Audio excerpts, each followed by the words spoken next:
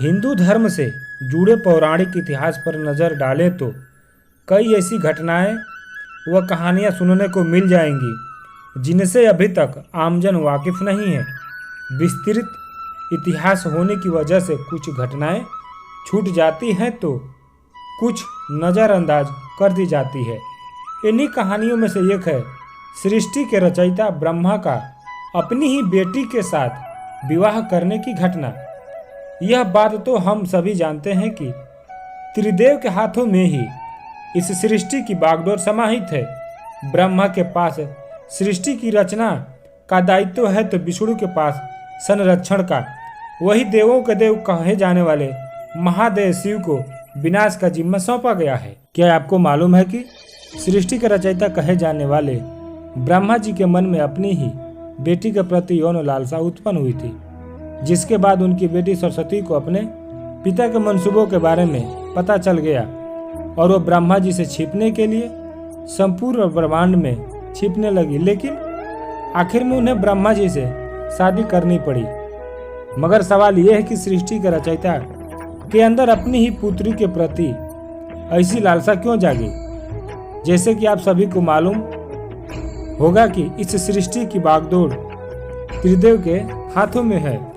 इस चक्र को शुरू करने के लिए ब्रह्मा जी ने अपने वीर्य से सरस्वती को जन्म दिया था। इस बात का वर्णन सरस्वती पुराण में किया गया है। जब ब्रह्मा जी ने अपनी ही पुत्री के साथ विवाह करने की इच्छा जाहिर की थी। दरअसल सरस्वती की कोई मां नहीं थी, उन्हें ब्रह्मा जी ने केवल अपने वीर्य से जन्म दिया था। विद्या की देवी कहे जाने वाली सरस्वती दिखने में बेहद खूबसूरत थी और आकर्षक भी। अब इस बात का अंदाजा इसी बात से लगाया जा सकता है कि सरस्वती इतनी खूबसूरत थी कि खुद उनके पिता भी उनसे शादी करना चाहते थे। अपने पिता के मंसूबों को सरस्वती भांप चुकी थी। यही कारण था कि वो उनसे बचने के लिए चारों दिशाओं में छिपती रही और अंत में सरस्वती आकाश में जाकर छिपी, जहां ब्रह्मा ने उन्हें पांचवें सिर से ढूंढ निकाला। आखिर में सरस्वती को विवश होकर अपने पिता से ही शादी करनी पड़ी और इसके बाद सरस्वती और ब्रह्मा जी ने करीबन 100 वर्षों तक पति पत्नी की तरह एक जंगल में जीवन व्यतीत किया और इस दौरान उनका एक पुत्र हुआ जिसका नाम था स्वयंभू मनु। ऐसा कहा जाता है कि पृथ्वी में जन्म लेने वाला पहला इंसान मनु ही था और मनु ही सनातन धर्म, वेदों और संस्कृत भाषा का जनक था। अब अपनी ही पुत्री से आकर्षित होना और संभोग करने की लालसा रखने के कारण सभी देवी देवता ब्रह्मदेव को एक दोषी की तरह देखने लगे, जिसके बाद सभी देवगण महादेव के पास पहुंचे और उनसे आग्रह किया कि वह ब्रह्मदेव को अपनी बेटी के प्रति यौन लालसा रखने के लिए दंड दे। ये वाक्य सुनकर शिवजी अत्यंत क्रोधित हुए और उन्होंने ब्रह्मदेव के पांचवें सिर को उनके धड़ से अलग कर दिया।